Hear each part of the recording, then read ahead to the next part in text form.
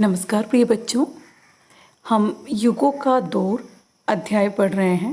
हमने भारतीय संस्कृति और भारतीय इतिहास से जुड़ी बहुत सी महत्वपूर्ण और बहुत ही ज्ञानवर्धक जानकारी हासिल की।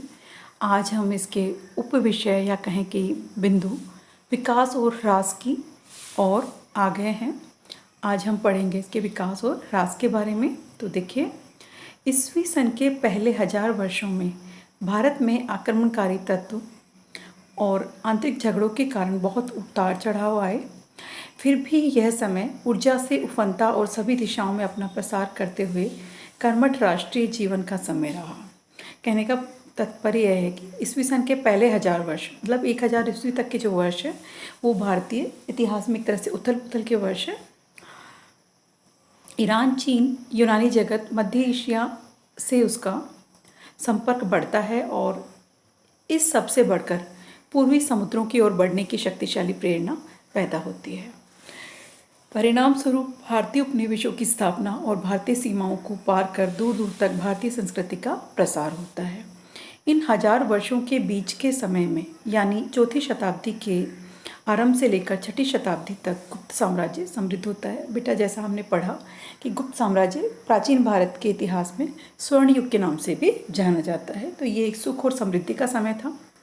यह भारत का स्वर्ण युग कहलाता है। देखिए, इसे भारत का स्वर्ण युग कहलाता है। इस युग में संस्कृत साहित्य में एक प्रकार की प्रशांति, आत्मविश्वास एवं आत्माभिमान की दीप्ति और उमंग दिखाई पड़ती है। संस्कृत युग के समाप्त होने से पहले ही कमजोरी और ह्रास के लक्षण भी प्रकट होने लगते हैं।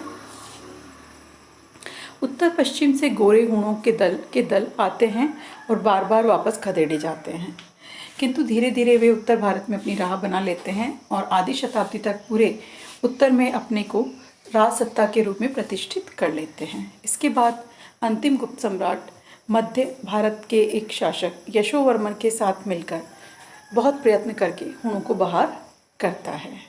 तो अंतिम गुप्त सम्राट कि बुद्धगुप्त के बारे में हमने पढ़ा था। तो इस प्रकार से हूणों को जो है बाहर निकाला जाता है। फिर एक लंबे संघर्ष ने भारत को राजनीतिक और सैनिक दोनों दृष्टियों से दुर्बल बना दिया। हूणों के उत्तर भारत में बस जाने के कारण लोगों में धीरे धीरे एक अंदरूनी परिवर्तन घटित हुआ। हूणों के पुराने वृत्तांत कठोरता और बर्बर व्यवहार से भरे पड़े हैं। ऐसा व्यवहार जो युद्ध और शासन के भारतीय आदर्शों से एकदम भिन्न है। 7वीं शताब्दी में हर्ष के शासनकाल में उज्जैनी, आधुनिक उज्जैन, जो गुप्त शासकों की शानदार राजधानी थी, फिर से कला, संस्कृति और एक शक्तिशाली साम्राज्य का केंद्र बनती है।